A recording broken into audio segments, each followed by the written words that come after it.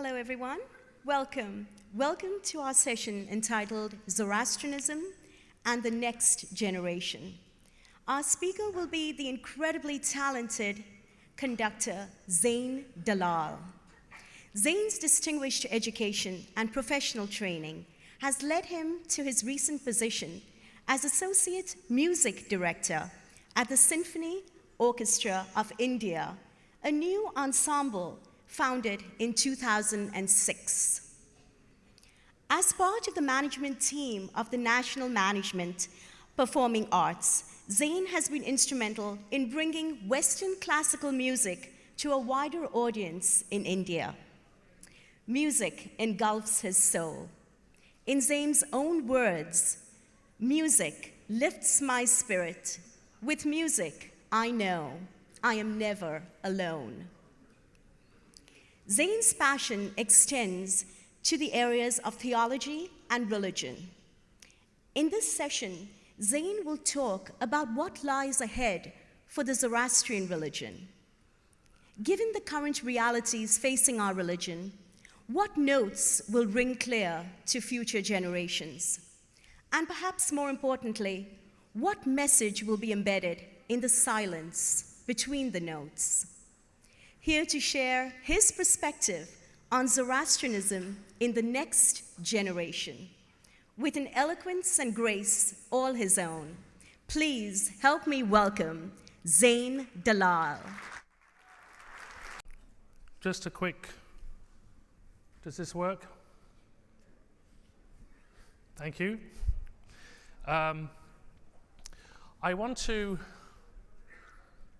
I hope I have enough time to get through what I want to say, but it is this. I always start with thanks and then a small apology. The thanks is, of course, it wouldn't make much difference what I have to say if you weren't here, so thank you for coming. The apology is, all of us who get up here don't have all the answers. There is too much information, not everybody knows everything. And so if you imagine a 3D cube of information, all I'm doing is tracing a single line between A and B that's interested me, and I'm hoping that that journey will be as interesting for you to listen to as it was for me to research. How is it that a musician or a historian or anyone else comes to this point and says, I want to get up and talk at the Zoroastrian Congress? Yeah, you probably think, well, that's a crazy thing to want to do. But I'm looking at my nephews and niece in the front row, and I'm looking at the young people that I have known since the last time we had a Congress in the Southland. Some of you may remember 1985 as well as I do. And I've seen the youth of our community drift away. And this is a serious problem. And I thought, am I making it up? Is it just something that I think? And the truth is no. In the youth forum just about an hour and a half ago, people felt disjointed from their communities. People felt that they weren't welcomed for whatever it is that they wish to believe. And I think we've done, I'm not counting the people who've done religious classes and got involved and done very good work, but we as a community have done an abysmal job of presenting the facts of the faith to young people so that they will choose Zoroastrianism for themselves. This is not a question of you must do this and you must do this and you must do this and you must do that, and worse still, you mustn't do this and you mustn't do that and you mustn't do this. No teenager with their broad minds and connected as they are to the rest of the world is going to tolerate that for a second. And we've got to change our attitudes so that they choose it for themselves. If they choose it for themselves, they will keep it. And all that conversation about whether or not people are included or not will be a byproduct of something gone. They must choose it for themselves. So here goes. I hope I can get through this.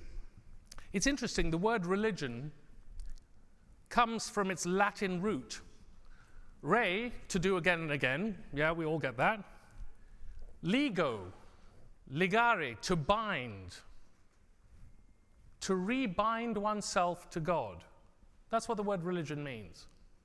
Now I ask you, is that possible for you to rebind yourself to God as you would in your darkest moments at 3 a.m. in the morning? Do you do this by asking the person next to you? Do you do this by your community gambar? Do you do this by exchanging recipes? Do you do this by traditional customs? Do you do this by anything that governs us getting together or having someone else's viewpoint placed on you? The answer is no. You rebind yourself to God your way, personally. And there is no other way. It is a personal dynamic. It always has been. Don't be under any illusion as to how that would work. And this suits us fine, because I'm going to try and explain through Zarathustra's own text how he feels exactly the same way. It is yours to choose, yours to decide. In fact, whether you want to believe or not is left open to you by Zarathustra. There is no commandment about doing this or doing that that controls you. You must find it for yourself. So where would you go to reconnect with Zoroastrianism? And I have a little comparison which I hope you'll find interesting. The Christian comparison is obvious. Some of you may know this. The New Testament is the testament of Christ negating or making new the Old Testament, which is the chronology of the Hebrews. And Matthew, Mark, Luke, and John are the Gospels. I put them in red because they supposedly contain the words of Christ. Yeah? Also in a slightly darker red, I've put Acts of the Apostles, and I've put Luke Acts. Why? As a historian, you've got to know Luke was written in Greek, and it was written at the same time as the Acts of the Apostles, also in Greek, by possibly the same authors. So you've got to take it all in at the same time. That is the core stuff. Following it comes St. Paul's letters to the Mediterranean peoples. Romans, Corinthians, Galatians, Ephesians, Philippians, Colossians, all that stuff, which must be, if you're a good Christian, a commentary on the core stuff. It is not equal to the core stuff. It is a commentary of one disciple, man, on the core stuff. And then, of course, you get the other stuff, the Hebrews, James, and it's going to go off my screen. Yes, it did. The Revelations of St. John the Divine. An extraordinary trip in the night. Those are all corresponding commentaries. If Christ, bear with me, you'll know where I'm going with this. If Christ had said, I'm going to come back next Tuesday and tell you more, and didn't, you might have to buy that and say, well, that's blasphemy. His mission was absolutely complete. He didn't forget to say anything either. And he didn't run out of time to say anything either. What he has in red is what he intended to say, no more, no less. The commentators down through the ages later have added, and yes, that is the sacred canon of the Christian faith. But if you were Christians now, and I asked you to exhort, and you would understand the logic of this, you cannot, should not is better, should not prioritize any of the commentary stuff with the actual core of the faith, and I've put it in red. All right? Are you all with me? Do you understand what I'm saying?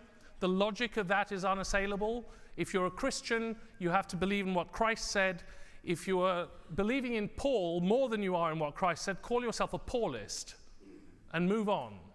Find the person who wrote all the stuff that you do like and follow them, but then don't call yourself a Christian because you're entitled to follow Christ. Got it? I've got the logical premise. Here we are. In red, the Gathas. It's either true or it's not. These are attributed to our prophet, Zarathustra. The 7 chapters in dark red that are in the middle, which are in prose, not in poetry, are not attributed to them. They're attributed to his disciples. Read them by all means. They come from the same time. Just like I put Luke Acts and Luke into the Acts of the Apostles, you have to take the historical significance. And, of course, in deep red, the yasnas. all 72 chapters that encase the Gathas of Zarathustra. Read them, enjoy them. They are valid. Everything else that comes in black is the commentary on the call. It is our sacred text. I'm not saying it's not. The Visvared, liturgical editions and ritualistic editions. The Vandidad, as we know, the myths, the codes of purifications, the religious observances, and latterly imposed do's and don'ts. The Yashts, worship by praise, particularly the divinity, the divines, the variable style of the later works, and the Sirosa, where you have enumerations of the 30 divinities, and all this part of our sacred canon. And then the later Cordevasta, some of which is in recognizable Farsi. If you understood the logic of the Christian slide, you must understand and take up the logic of this slide. The commentary cannot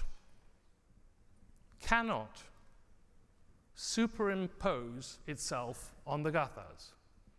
It cannot prioritize itself over the Gathas. Keep it by all means, use it, do whatever you want with it. It's your choice. But you may not stand up and quote something from what I've placed in black and avoid or decide not to follow what's in the Gathas. Because then again, with the same comparison and the same glibness, I'd have to say, if you're a Zoroastrian, you need to follow the words of Zarathustra. If you're interested in all this other stuff, you'll have to find the Sasanian priest who wrote it and follow him. It's as simple as that. So, having said this, and if you follow me through this, don't take my word for it.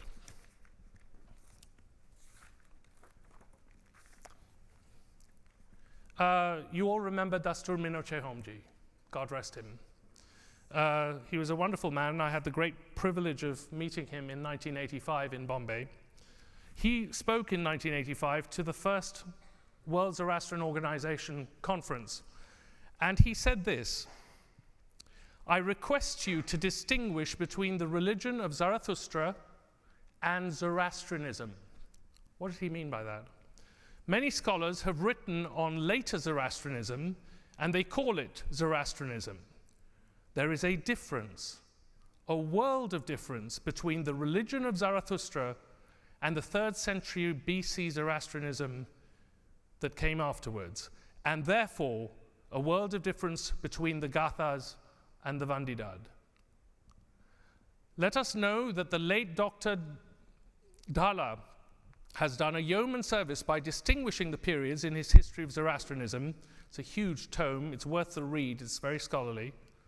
So please, and this is the kindly, saintly man he was, he's not going to be as brusque and as non-apologetic as I am.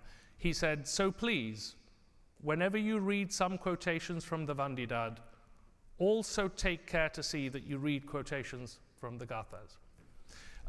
That premise is quite easy to follow.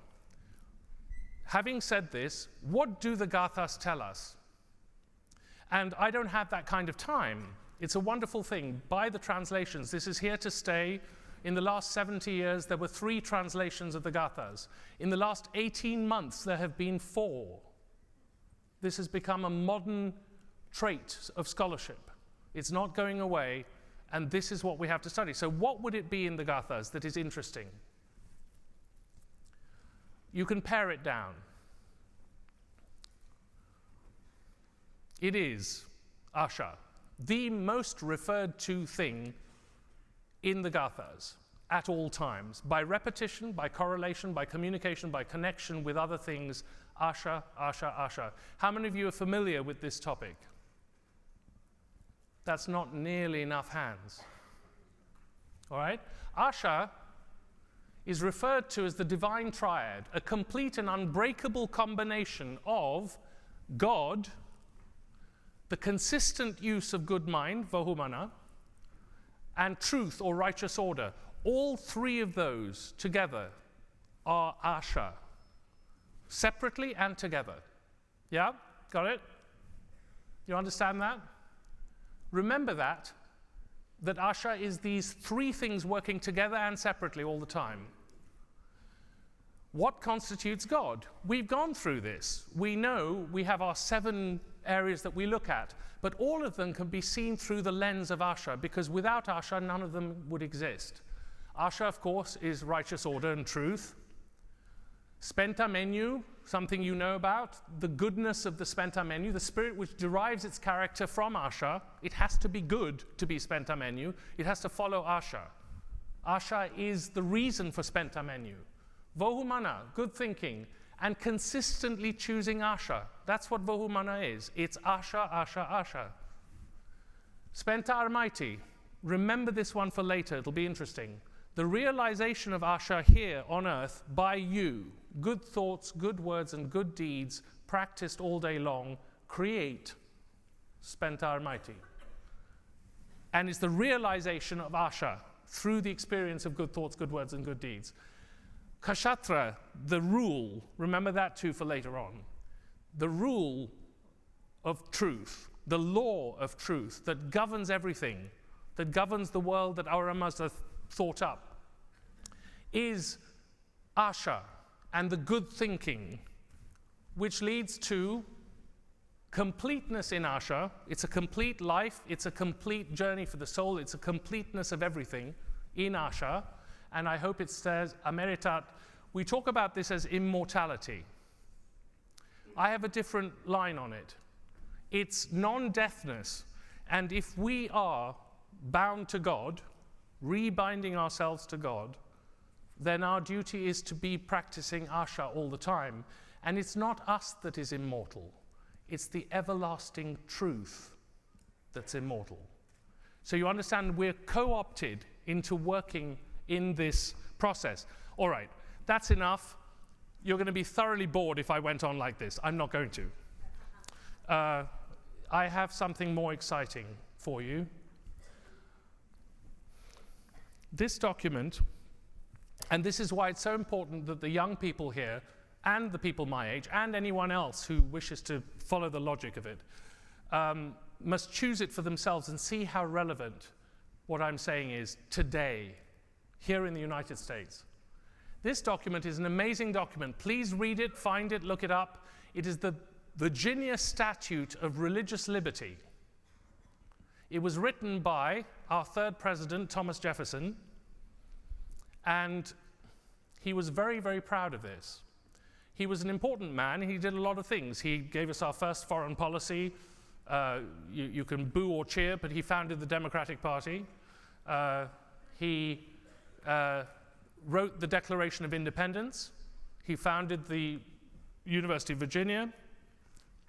He managed to become our 3rd president during all that. This document describes why religious freedom is so important to each person.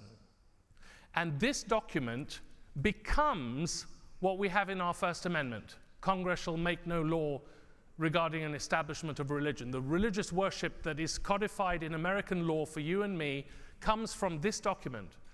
It was ratified in 1777, and it's an amazing document, and we'll go through it part by part. And he was most proud of this. He was most proud of the Declaration of Independence, founding the university, and this document. He was not, those 3 things appear on his tombstone, not all the other stuff. I got very excited reading it, and hopefully you will too when we go through it. And I thought, I wonder, because of what this document says, and because of what I see in the Gathas, will I be able to take, paragraph by paragraph, the Virginia Statute of Religious Liberties and compare it directly with the Gathas? And the answer is yes, absolutely. It's in black. The religious liberty is in black. The yasnas that follow the Gathas will be in red, so there's no way of you mixing that up. Whereas Almighty God had created the mind free. Good thoughts, good words, good deeds. It starts with a thought. You can't have good words and good deeds if you haven't thought about them ahead of time. The thought is the most important gift. Ahura Mazda knows this. He tells Zarathustra, and we get this. Whereas Almighty God had created the mind free. This is from Jefferson. Freedom Yasna 45. Listen to me as I speak forth now. Ponder over these teachings with clear and careful thought. This is not listen to what I say and do it. This is not I command you to do what's in my head. It's listen and decide for yourself. This is the mantra throughout Zoroastrianism. Here's another one. Yasna 48. As you know in the Gathas, or you may or may not know, one chapter is a series of questions posed to Ahura Mazda, and the other chapter gives the answers, which then he passes to us, his followers. And this is his talking to Ahura Mazda, these meditative moments. Before the struggle in my mind begins, he starts off. He's already laid the slate clean that whatever Ahura Mazda is going to say to him, he will think about it and make up his own mind. And he challenges you to do the same thing. Before the struggle in my mind begins, tell me, Ahura, all that I should know. Give me the assurance that righteousness shall overcome the untruth. Such is your plan, the final shape of life. Back to Jefferson and the Virginia Statute. This is very important. And remember it, that all attempts to influence the mind free by temporal punishments or burthens or by civil incapacitations tend only to beget habits of hypocrisy and meanness, and therefore are departure from the plan of the holy author of our religion, who being Lord both of body and mind, yet chose not to propagate it by coercions on either side, as was his almighty power to do. This is the throat clearing of the Virginia Statute. I thought, I know that's in the Gathas. I've read it before. Forcing a viewpoint is completely un-Zoroastrian. Yasna 30, verse 3. Thus are the primeval spirits, who as a pair together and yet each independent in his action. They are the good thing and the evil thing. And between these two, let the wise choose aright. The choice is in your hands. It has never been anywhere else. Then our mighty approached, and with her came Kshatra and Vahumana and righteous order, Asha. And to the spiritual creations of both good and evil she gave a body. And he says, I hope that our bodies will remain as uncorrupt at the end. This lack of coercion, because it is our choice, is crucial. It's not me saying it, it's him saying it. You know, it's up to you. Here's a wonderful thing. I was wondering whether I'd find a passage in the Gathas to deal with this. I'm reading it out because I don't know whether you can see it or not, but I thought it would help because it's text heavy. I apologize about that.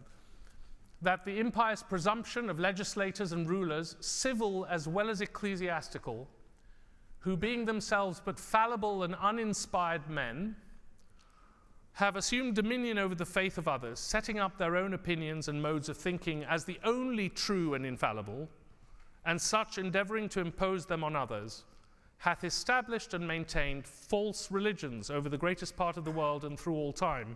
This is the Virginia Statute. Zarathustra had exactly the same problem when he was alive. You all know this, and he responds to it. My heading is Leaders, Spiritual or Temporal, Must Earn Their Trust. There's no guaranteed rule. You can't show up and say, I'm going to lead. They have to earn your trust. Yasna 48, verse 10. When, Mazda, shall the men of mind's perfection come? And when shall they drive hence the soil of this polluted, drunken joy, whereby the Karapans with angry zeal would crush us, and by whose inspiration the tyrants of the provinces hold their evil rule? His pronouncements and his ideas were far-reaching because they are simple and connected to a philosophy of life.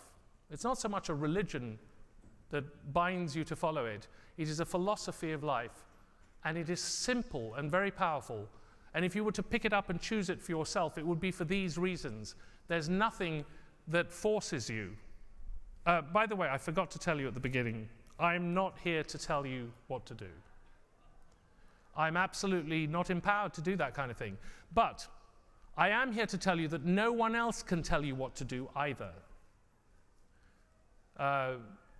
when you stand on the bridge, Chinvat Pool, which he does mention, you don't have your neighbor with you. You don't have your panchayat with you. You don't have your card-playing team with you. You don't have anybody with you. It's you, what you did and what you thought. So remember, you hold that choice in your hands. I was very excited with this slide because it's all about Asha, and it's from the Virginia Statute.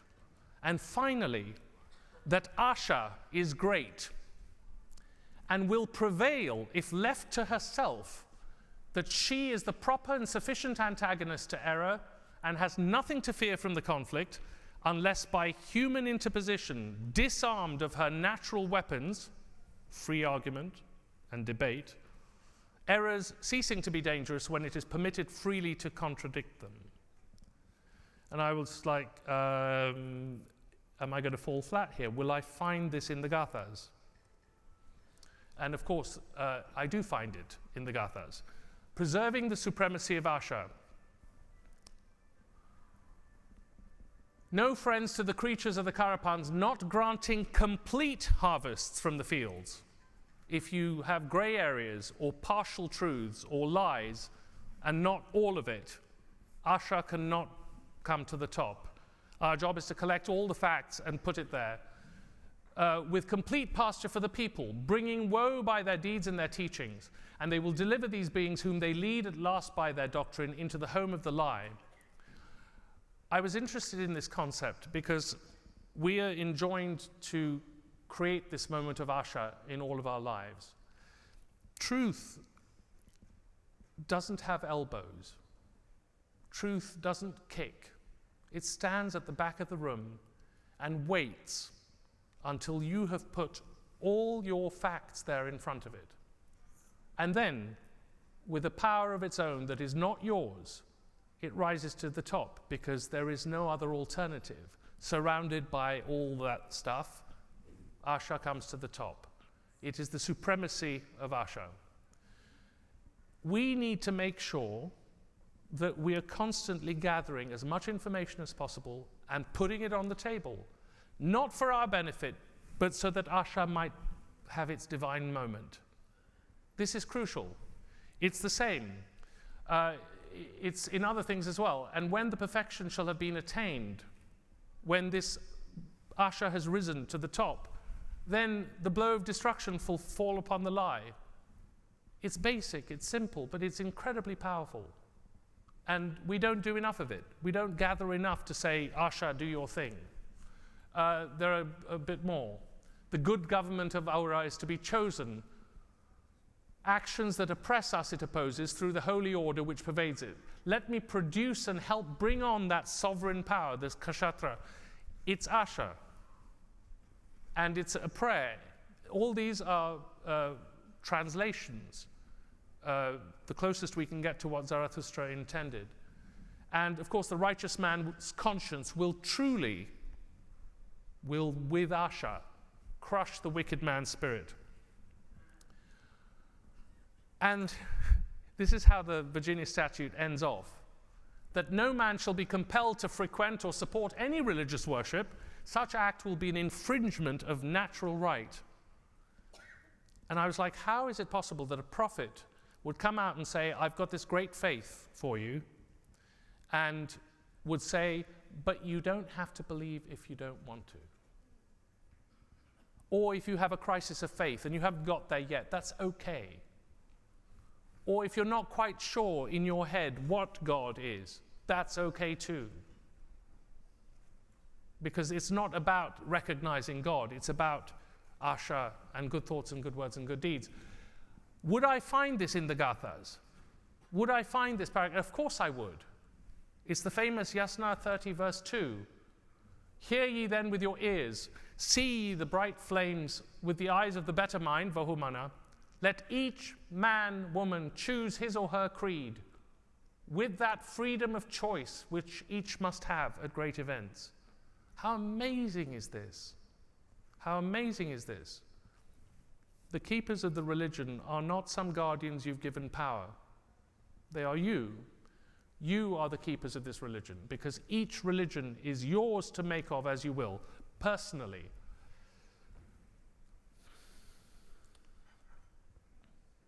We are free to choose, not by acclamation, not with the foolish decision of a mob, but each individually for themselves, using vohumana.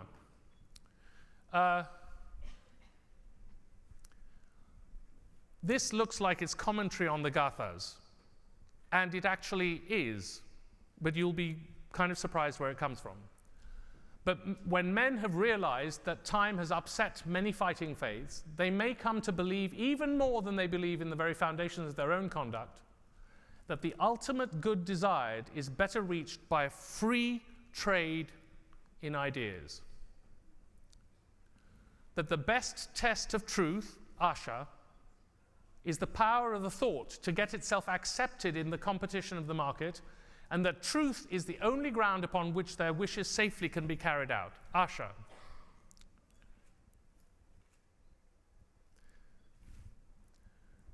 Oliver Wendell Holmes, in his great dissent on the First Amendment case, Abrahams versus United States, it's in our judicial system.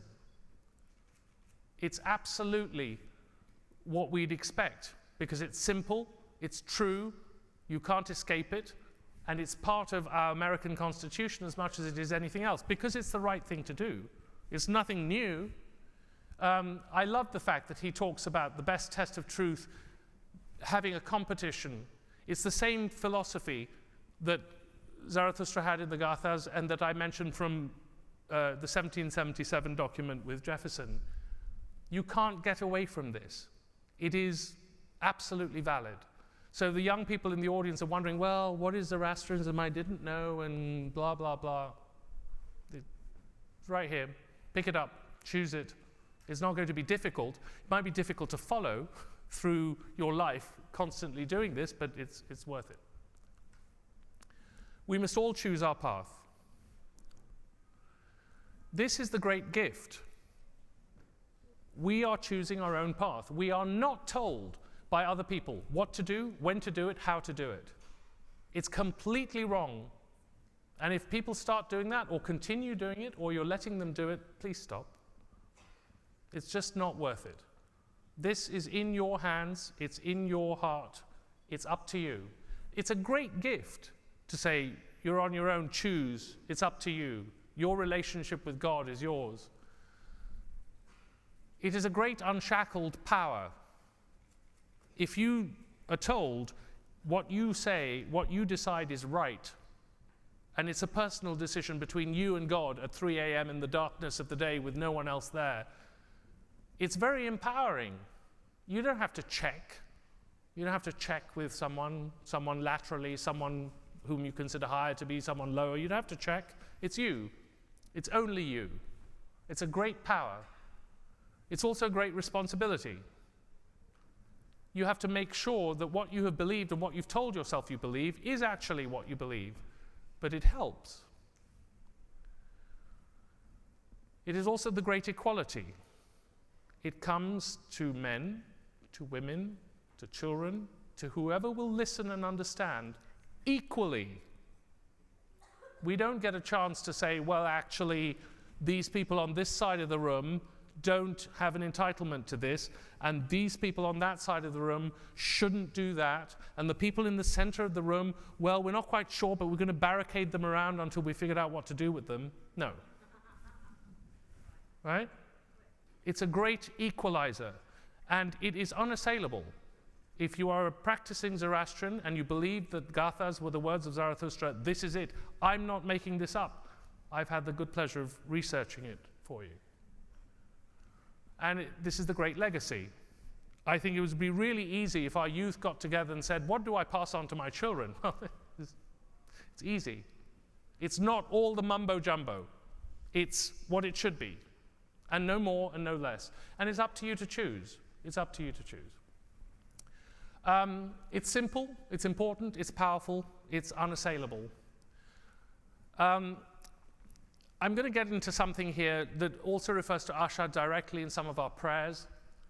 In the Gathas, Zarathustra describes evil as a primordial force, And we know that Ahura Mazda is battling evil. And he is everything that is good. And then there's the spirit of Ahriman that creates problems. But we're enjoined in this battle over good and evil. And he says that in our existence, we bring it to life if we give it substance. We make it real when we choose it with our thoughts, words, and actions. Evil is in our control, not the other way around. And if we dispel it by good thoughts, good words, good deeds, Asha, destruction of evil. Good thoughts, good words, good deeds, supremacy of Asha, destruction of evil. It's all automatic. The key to the destruction of evil is to make the right choices. And so I want to talk a little bit about Ashemvo and Yathaveryo. Ashemvo obviously is all about righteousness. Ashem, Asha, it comes from the same word. Yathaveryo is an incredibly powerful prayer, and some of you know it as a mantra of protection. It is true, it is. It's a very protective prayer because it is the prayer of choices. Ahu is God, Ratush is the law, and Kashatra is the judgment. And you know you have Yatahuveryo, Yataratush, Asha Chit Hacha. In other words, both are governed by Asha, such as God is chosen through Asha. Therefore, the law is chosen through Asha, and therefore the judgment will fall as Asha. It's a three-part prayer that is very powerful, and as you utter it, evil dispels. That's the circuit behind it.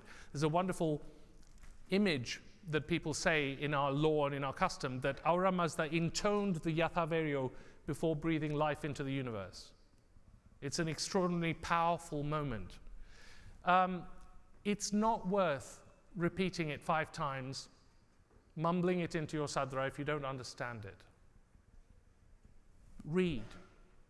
Go and find out what is required, because you can't then talk to your children and explain to them, or your youth nonplussed as to where to go with this. They must pick it up and choose it for themselves. They have to see it for what it is. It's wonderful. Don't get upset. I'm here, again, not to tell anybody what to do. I'm just here to tell you that no one else can tell you what to do either. The choices are yours. And I'm duty-bound by what I've just described to you to lay out what I know to be right. And then you make up your own minds. It's interesting that aletheia, the Greek word for truth, I've just substituted Asha, is that which is uncovered. It's a wonderful way of looking at it. And I mentioned that Asha rises to the top with its own power because we've put everything there for it to do its own sorting and rise. These are all not mine. They're all from the great man himself. Yasna 50, verse 5. Lord, let wisdom come in the company of truth across all the earth.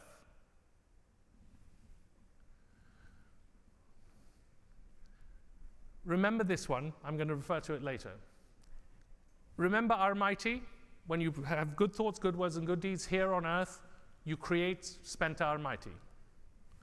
He says any such person of good thoughts, good words, and good deeds is of that same lineage with Asha. And all those other forces existing under thy rule, the whole lot. He says here, you may not like to hear it, but anyone, anywhere on this planet today practicing good thoughts, good words, and good deeds is de facto a Zoroastrian. Yeah? It's there. Yasna 49, verse 5. It's not me, it's him. That commandment which is for thy adherence, in order for us to know that by that means by which I might convince, I changed this word. It said something else. Yeah? Convince, lead all of the living, so that I may lead all the living. I looked at this paragraph, this segment, with about 15 different translations. Taraporvala, Zane, a number of different Germans, a couple of English people. You can't get away, even though the Gathas have some gray area. And I have to admit this, and you all know it. The gray area is in what word to choose. The direction of the message is never, ever in question. All of them came down on the same side as all of this. So, can I just talk briefly about what I'm skirting around? The issue of, it's not conversion, it's acceptance. Some of you may be under the apprehension that there are two sides to this argument, those who want and those who don't. No, actually, sorry. There's only one choice that we have. What we have set up is a series of misunderstandings. I have here the 1908 case between the Gigi boys and the Petits that decide who is a Parsi. And by the way, that distinction of who is a Parsi was written down by English lawyers because the reason for this, the case was, if I can read it, Justice Daver wrote, the two things before this court are whether the defendants are validly appointed as trustees of the Panchayat. That was one half of the case. And the second half of the case is whether a person born in another faith and subsequently converted to Zoroastrianism and admitted into the religion is entitled to the benefits of the community. It never said it wasn't possible. It said, should they share in the benefit? It's a very different thing. And then, as this goes through, all our religious leaders are asked to comment. And we come across the findings of the case that go through a huge amount of, yes, this village in Surat was converted entirely because it was convenient, they stood on Zoroastrian property, or these people who were servants in the family for a long, long time and their generationally has allowed it.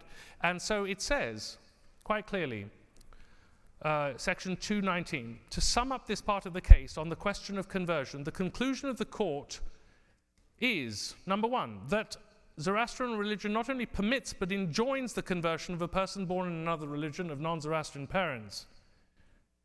That although such conversion was permissible, the Zoroastrians in India have tried not to. I've already told you the reasons.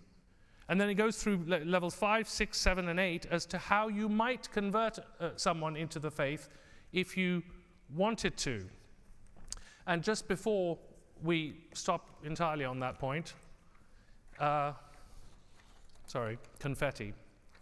They knew this case was coming up, and so some of you may remember, this was before my time, but Shams Ulema Ervad Jivanji Jamshedji Modi, then Secretary of the Bombay Panchayat, asked the opinion of Dastur Jamaspji, the Anjuman Atashberam High Priest. And it was given to him in a letter dated 14 September 1903. Dear Sir, you have requested me to give my opinion on whether or not to allow non-Zoroastrians to convert to Zoroastrianism. In reply, and this is underlined in the letter, not by me, I have to state that there is no bar in our religion to accept non-Zoroastrian converts. Every Zoroastrian reciting his obligatory daily prayers, such as Khorshid and Meriyash, prays that our Mazdiasni religion may be spread to all the, I'm going to get this wrong, Haft Keshwar Zamin, the 7 regions of the world. The Atharnans of days gone by did not just sit around wishing it to happen, they went to spread the religion. And you refer to Yasna 41:6, and such Atharnans, when they returned to the villages where they were pastors, also then had a backlash from the people. We have referred to only 2 passages that confirm that the conversion of Judins to Zoroastrianism is permitted. The other thing is this. If you are actually praying and you do not believe that it is a universal faith, then you have to stop praying the Tandarosti, the Dinno Kalmo, the Duanam Setayashni, the Khoshet Nyash, the Bhaktya Nyash, the Atash Nyash, the Nirangi Hormez Nyash, the Adibesh Yash, the Sarosh Yash, and a good deal of other prayers that say, may this universal faith of Aura Mazda spread across the land for everyone. There's another thing, while I have you on this subject. It's quite interesting. We are commanded, because Aura Mazda apparently told Zarathustra and he passed it on to us, good thoughts, good words, good deeds, the supremacy of Asha for the destruction of evil. We know that Aura Mazda has enjoined all of us. We are not co-opted like other religions are. We are equal. We are not, for example, children like in Christianity. That's an odd and troubled relationship to have with your God. Yeah?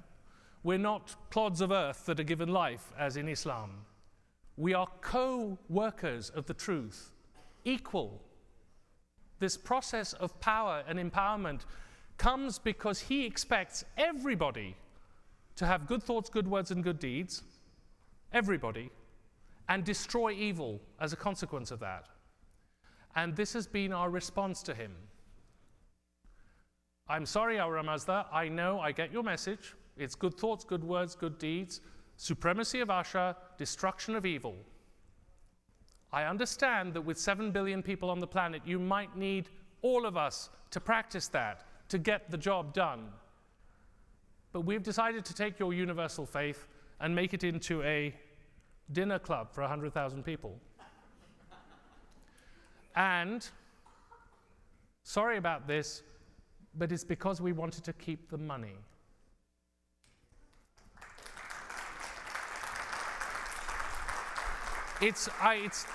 Please, I'm not here to tell you which side to go and what to do and all the rest of it.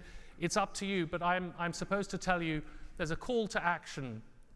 After thinking, make sure that you fulfill your good mind with the works at hand prompted by benevolence. Also, and that he's taught that action, not inaction, higher standards obeying, then his will worship through deeds.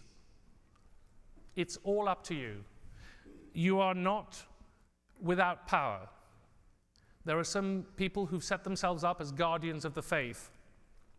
I don't mean to be controversial about this. Those people I have in my mind are guardians of trust money.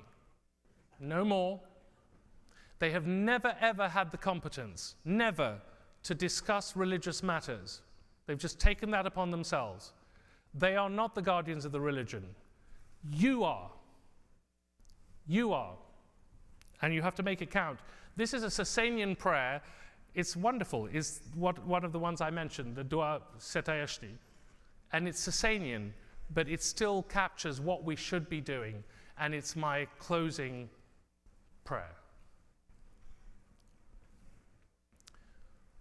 Homage to the all-knowing tolerator, I love that word, who sent through Zarathustra's Pitama teachings of religion for the people of the world, so that they may have friendship, inculcate faith, and inner wisdom and knowledge gained from listening, for the information and guidance of all men who are, who were, and who will be hereafter. Thank you very much for listening.